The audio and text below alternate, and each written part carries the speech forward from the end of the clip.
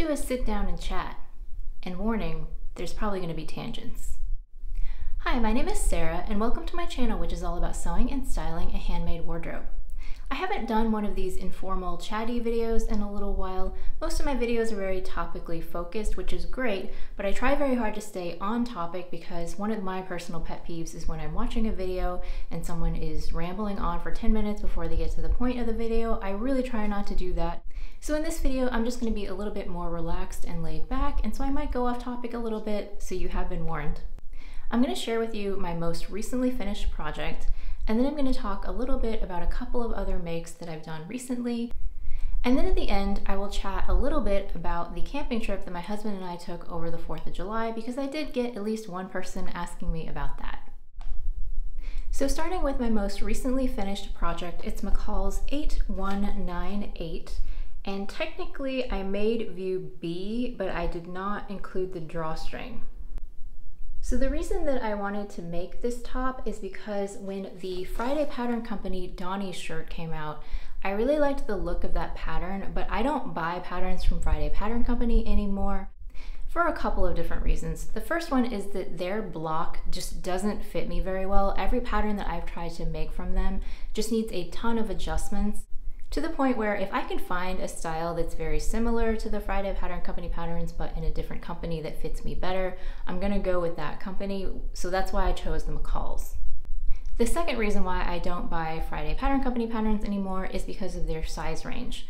Now I know that they've been applauded for having a really inclusive size range, and I think that it is wonderful at the upper end of the range, and I applaud them for doing that. But this is just my personal opinion. I think that they could be better at the lower end of the range. Technically, I fit into their smallest size. And again, this is just my opinion, but I really feel like they should probably go down at least one or maybe two more sizes, because although I am extraordinarily short, in my opinion, I'm not extraordinarily thin. I'm thinner than the average woman, but I'm not really, really thin. So I feel like there's lots and lots of women out there who could use a smaller size than what I wear. So I feel like those people are left out. And also because Friday Pattern Company patterns are so oversized, it is a very common practice that people will size down at least one, sometimes two sizes. And because I'm already the smallest size in their range, I can't downsize anymore. So that's why I don't buy their patterns anymore. I do already have a few of their patterns, and I have made them up in the past, and I might make them again in the future because I already own them, but I really don't plan on buying any more patterns from them unless there's just something super unique that I can't find anywhere else and I'm willing to put in the work to make it fit me. So in this case, it wasn't necessary to do that because the McCall's pattern is really similar. I want to say this pattern came out last year in the spring or summer, and in my opinion, it does look remarkably similar to the Donnie shirt. I used a cotton poplin that I got from Blackbird Fabrics last year. I had kind of fallen out of love with this fabric. There's nothing wrong with it, but I wasn't really excited about using it anymore. So I decided to use this fabric with this particular pattern as a sort of test. So if I didn't end up liking it, it wasn't the end of the world. But spoiler alert, I actually really do like the way that this turned out. Now I made a size 6, which typically fits me really well in the shoulders for Big 4. Now we all know that the Big 4 sizing is completely wackadoodle, but just sort of the process of trial and error, I figured out through the years that the size 6 does typically fit me really nicely in the shoulders. And then I did go ahead and I made one fit adjustment, which is I added extra space across the upper back because I have a broad back. Now I have done real broad back adjustments before using the instructions from my favorite fitting book, which I will link down in the description box. But this time around I did a little bit of a cheater version, so I just graded between sizes. I'm hoping you're going to be able to see this. So this is the back pattern piece, and I started up at the size 6 up here, and then I graded out to a size 10 around the mid back, and then I graded back down to the size 6 at the underarm. So I just added a little bit of space towards the middle here where I needed it. And then on the sleeve piece, I did the same thing. So on the back side of the sleeve only, I started at the top here at the shoulder seam, and then I graded out to a size 10 right around the middle, and then I went back to the size 6 at the underarm. Now I'm no fitting expert, that's probably not the right way, but having done a few official broad back adjustments before, it basically ends up looking the same as doing the grading, so that's why I did the grading, because it's just a little bit simpler, and it seemed to work out okay for me. Other than that, I did not make any other fit adjustments, although I did make the design adjustment.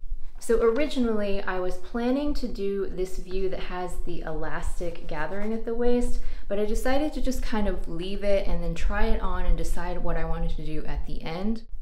And once I tried on the shirt, I figured that I didn't really want that elastic gathering because it's made out of poplin and it would really stand out from the body. So I just did a simple 5/8 inch hem and left it at that. Now in the future, if I were to make that version of the top again, I would lengthen it because it is quite cropped, which is okay, it's not terrible, but in a lot of the pictures that I took, I had to cut out some of the ones where my gut was just hanging out. So for my personal preference, I would really probably want it to be maybe 2.5 inches longer, just so it's still cropped, but I could do a little bit more of a front tuck. So I would make that change in the future, even though I didn't do it on this one. Another thing that I just want to note is that in the size 6, the shoulder seam does hang a little bit off my shoulder, and so I'm pretty sure that that is an intention of the design. Because normally in big 4 patterns, like I said, the size 6 fits me right where it should on the shoulder line, so the fact that it sits a little bit off my shoulder tells me that it's meant to have a slightly dropped shoulder, and that would also be consistent with the style of the pattern being kind of a looser, boxier fit of a camp shirt. So I just wanted to point that out in case you buy this pattern and you're expecting it to sit right on your shoulder seam. I do think it's meant to hang off a little bit. So I really love the way that this turned out. It's pretty much exactly the way that I wanted it. The only construction change that I made was that I top stitched the facing down so that it doesn't flop around, and that was perfectly fine. You can see what that looks like here. I still have my markings on it because I haven't washed this yet.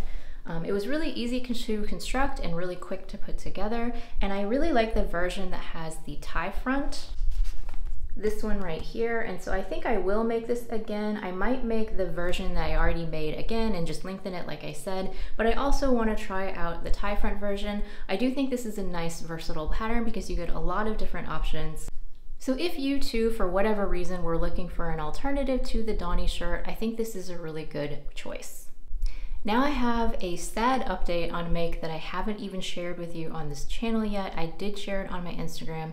I'm not going to get into the nitty-gritty details of making it, and hopefully you'll understand why in a second, but I made the chalk and notch Evelyn skirt. I'll put up some pictures of what it looked like.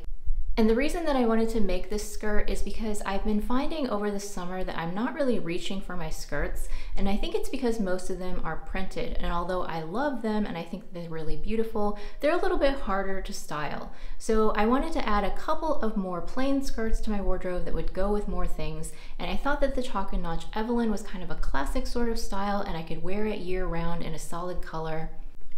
So I decided to make it out of some rayon twill or viscose twill, I forget what they called it, but it was from fabric.com, which has since closed down.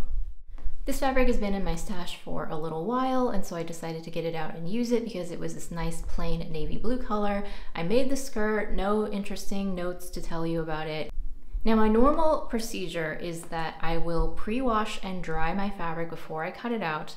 Then I make the garment, and then while the garment is finished and freshly pressed and everything, usually I will go ahead and take outfit photos and video, and then I will launder the garment like normal and put it into my wardrobe. So my normal washing procedures are that I wash my clothes on a delicate cycle, and my washing machine does not have an agitator, so it's very gentle on my clothes. And then I line dry all of my garments. I don't put things in the dryer after that first initial like pre-shrinking the fabric.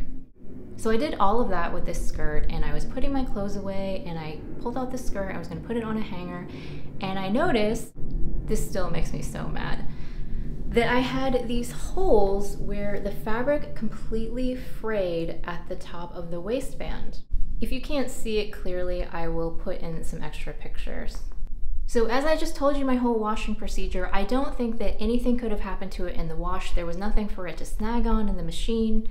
And when I was constructing it, there was no kind of instruction to like trim the seams or clip the seams up at the waistband. I really think that this fabric just frayed in the wash.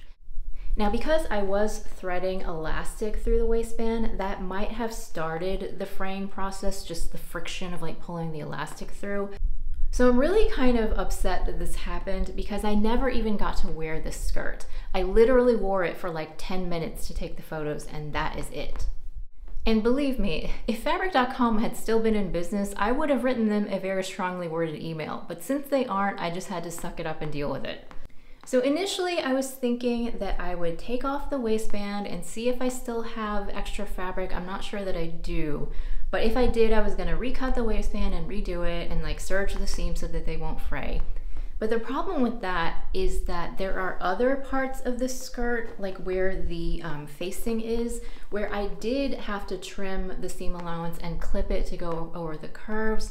And so I'm just not that confident, because if this fabric frayed in one wash with not even wearing it, I'm not super confident that those other areas of the skirt aren't gonna fray too. So I think I would be extra mad if I took the time to fix this skirt and then it started fraying somewhere else later on. So I just made an executive decision that I'm not gonna try to fix the skirt, I'm just gonna put it in textile recycling, because it's just not worth saving to me. Now, if this had been a really unique dead stock fabric or a print that I absolutely loved, then maybe I would feel differently about it. But this is like kind of your basic garden variety navy rayon. Surely I can find another fabric somewhere, hopefully of a better quality, that I could use later on down the road to remake this skirt if I want to. So I think it's just time to say goodbye to this one so that it doesn't give me those bad vibes anymore. Because I know I would probably not ever want to wear this out of fear that it's gonna fray more in the future. So I am pretty disappointed in this because I didn't even get to wear it once, but you can't win every single garment, you know, things happen. So I just wanted to let you guys know about that. And if you ever see the Telio rayon twill or viscose twill out in the wild, I would highly recommend that you do not buy it. Now the third thing that I wanted to share with you, I have technically already filmed a video about this, but you haven't actually seen it, because right before I went on vacation, I tried to film a mix video and it was very hot that day, so I had the windows open and the fan going, and I didn't realize that the sound quality was terrible. So I couldn't save that video, and I didn't have time to refilm it again because we're gonna be leaving on vacation, so I just scrapped it. So you have not seen this on the channel, but you probably have seen it if you follow me over on Instagram. Now I know I've probably said this a lot because I feel like every time I finish a dress, I'm like, this is my favorite dress. But seriously guys, this is one of my favorite dresses that I have ever owned, period. Just look at this beautiful fabric. So I am a Minerva brand ambassador, and they sent me this fabric for free in exchange for making something up and then writing about it on their website. This is their cotton sateen fabric, and the print was designed by Rachel Parker. She's one of my favorite fabric designers. I have many fabrics in my stash, and I've made up a few of designs that she has made. I just really love what she does with color. It's just so gorgeous and vibrant. So Minerva had sent me 3 meters of this fabric, and it was so special and so beautiful that I couldn't decide what to do with it, but I knew that it needed to be something amazing. So I had kind of brainstormed a little bit and come up with 3 different ideas for what I wanted to do with this fabric. I put up a little poll in my Instagram stories, and basically the poll was no help at all, because although one of the patterns, like nobody really liked that one, but the other 2 were basically 50-50, which wasn't really helpful in me making a decision. And sometimes I find that when I can't decide on a pattern, it's because I haven't found the right one yet. So I kind of thought about it some more, went back to the drawing board, and I decided to go with the Pattern Emporium Field of Dreams dress. This was a pattern that came out last summer, and I bought it, I think, in their Boxing Day sale. And I really think it's a wonderful summer dress that has a ton of different options. So the options that I went with, I'm going to try to make sure that I get all of these. So I made the size 6, which is my normal Pattern Emporium size. I did the thicker straps with the shoulder ruffle, and I lined my shoulder ruffle. I just cut 2 and then sewed them together. I think the original pattern tells you to just hem the ruffle. I did the V neckline with the higher back. The bodice is fully lined. I did the faux button placket, so these buttons are just stitched through because you don't need it to get the dress on. And I only had 3 of these matching buttons. I think the pattern tells you to do 4, but because I was just stitching the buttons through the dress, they're not functional buttons. I figured that the number of buttons didn't really matter. I did put in the side seam pockets. My dress has 3 tiers. And technically I made the midi length, but because I'm only 4'9", it's more of an ankle length on me. I actually really like how Kate, the designer, gives you lots of different options for the length, because I was able to kind of match the tiers that would get the perfect length for me, whereas if it was just a straight up maxi dress, I would have had to shorten all of the tiers proportionally to get it to fit me. So it took a little bit of the guesswork out of it for me. I was just able to do the midi, and it's more of a maxi on me, and it was just worked out really well. The only fit adjustment that I made on this is that the front has these waist darts for the shaping, and I found that on my test garment that the darts came up too high, so I just lowered them. I want to say like maybe 1¼ inches, something like that. And then the pattern instructs you on how to gather the tiers with clear elastic, and I've tried that in the past and I don't like it. So I just did the traditional method of gathering with basting threads, but I do use 3 lines of stitching rather than 2 because I just feel you get more even gathers. And the only other thing I wanted to point out is that my fabric's not wide enough to fit on the longest tier, so I did turn it sideways. So you can see that the print is directional, but because it's kind of an abstract, like bubbly kind of print, I didn't think that it really like ruined the look or anything. It's not like you had like animals going sideways or something. And I actually thought it kind of provided a nice contrast. So I really like the way that that turned out. So hopefully by now I've put in some pictures and video of this dress on so you can see how it looks. I think that it is stunning. I just think the colors and the fabric really make the dress. I do think that the design of the dress is a really good match for the fabric, but I think that really what you see when you see this dress is that gorgeous, stunning, bright fabric. I've worn this dress, I think 2 or 3 times since I finished it, and I get compliments on it every single time. And not just from my friends or family or my coworkers, but like literally people on the street stop me and tell me how much they love this dress. Which just signals to me just how special it really is. Like, you know you have a good dress when people that you don't know, like strangers, are stopping you to tell you that they love your dress. So I think the combination of all the different elements, but definitely, certainly the fabric the most, is what makes this dress maybe one of my favorite dresses that I've ever owned in my whole life. I feel like I will be wearing this thing for the rest of my life or until it falls apart. It's just so beautiful. It's so comfortable to wear. I absolutely love it. And I want to say that this post was also like one of my most favorited posts on Instagram ever. So I feel like everybody else really likes it too. So I just could not resist sharing this with you, even though it has been in my closet for about a month now. It's definitely worthy of being shared. Now, before I let you go, I thought I would just share a little bit about my camping trip that I took over the 4th of July. And it is sort of wardrobe adjacent, although I'm not going to get into the nitty-gritty about what I wore. Melanie from Make It Joyful with Melanie, I think that's her channel name, I'll put it down in the description box. She did ask me about it, and so I thought I would just chit chat a little bit about what the camping trip was like. Melanie has a YouTube channel and she is delightful. She had a baby recently, and so she's not posting super consistently for reasons that I'm sure we can all understand, but if you haven't seen her channel, definitely go check it out. So if you're new to my channel, it's just me and my husband. We don't have children, and we have 2 dogs, Daisy and Penny, and Daisy is 12 years old now and Penny is 11.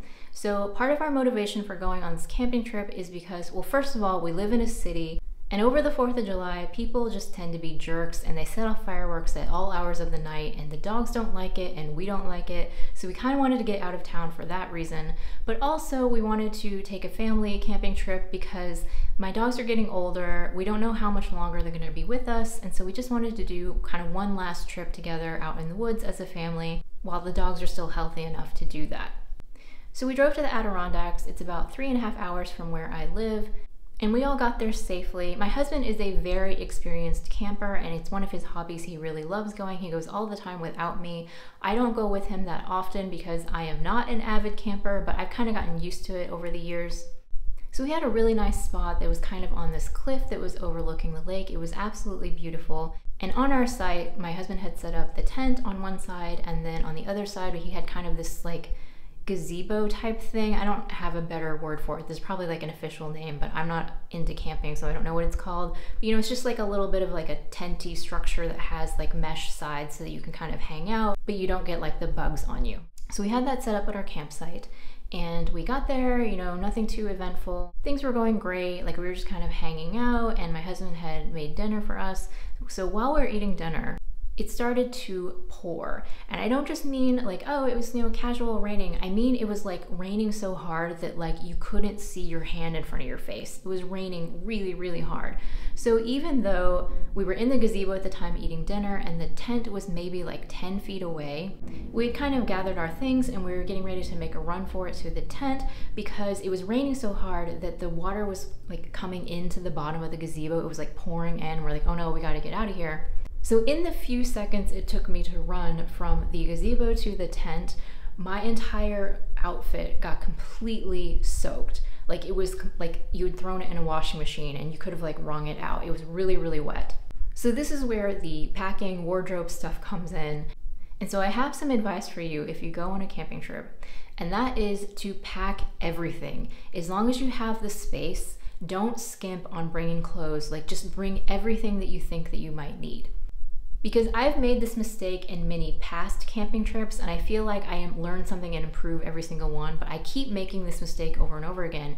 Because when I go on vacation, normally not camping, I'm a very minimal packer. Like I try to do the capsule wardrobe thing. So for like a week-long trip, I might only bring, you know, like 2 pairs of bottoms and like 3 tops and 1 pair of shoes, and that's it. But when you're camping, you really cannot do that. You need to provide for all different weather conditions. Because at least in the Northeast where I live, up in the mountains, even if it's the middle of summer, it can get really cold, or it can be scorching hot, or it can rain. You just don't know what the weather conditions are going to be like. So as long as you have the space, you should just bring everything to cover all those different conditions. So I thought I had learned this lesson already, and I brought a variety of different garments, but it is July, it is the middle of summer. I had brought, you know, a couple of tank tops, a couple pairs of shorts, I had some t-shirts, I had 1 long sleeve t-shirt, but I had only brought 1 pair of long pants and 1 hoodie because I was thinking it's the middle of summer, I probably won't get that cold, I won't need multiples of these longer, warmer items. Well, after my long pants and my hoodie had gotten completely soaked, I couldn't really wear them for the rest of the trip because I was trying to get them dried out. And it was actually pretty chilly in the evenings. Like during the day, I would say it was like perfect conditions, you know, like 70s, low 80s, like that kind of thing. But in the evenings, it was cold. And like the one thing that I was in charge of, and this is totally my fault because I'm an idiot, I was in charge of bringing blankets and like linens for our bed in the tent, and I didn't bring enough blankets either. So at night, like the 4 of us, my husband and I and the 2 dogs, are all like huddled together in a pile because we were so cold, and I didn't have extra clothes to put on because they were soaking wet. So that's just my little PSA. If you go camping, just bring all the clothes. Even if you don't end up wearing them, it wasn't a waste because you will have what you actually need when you need it. So the rest of the trip was actually, the weather was beautiful. It was really, really nice and relaxing. Now that the dogs are older, we got to just kind of hang out and chill, because when we went on camping trips when they were younger, we would like get up in the morning and go for like a 5-mile hike and then come back and eat lunch and then go for like another 2 to 3 mile hike because they just had so much energy, they needed to get that out. But now that the dogs are so much older, we could just get up in the morning and do like a 2-mile hike and then come back to the campsite and just chill and hang out. My husband was really great. He actually smoked ribs at our campsite. So he kind of needed to be there to keep an eye on things the whole time. And I was just able to just chill, hang out in the gazebo with the dogs. I worked on a sock knitting project. It was very, very relaxing, very wonderful. The only negative is that I was cold because I didn't bring enough blankets and not enough clothes. So it was just a short trip. We didn't end up staying too long, just a couple of nights.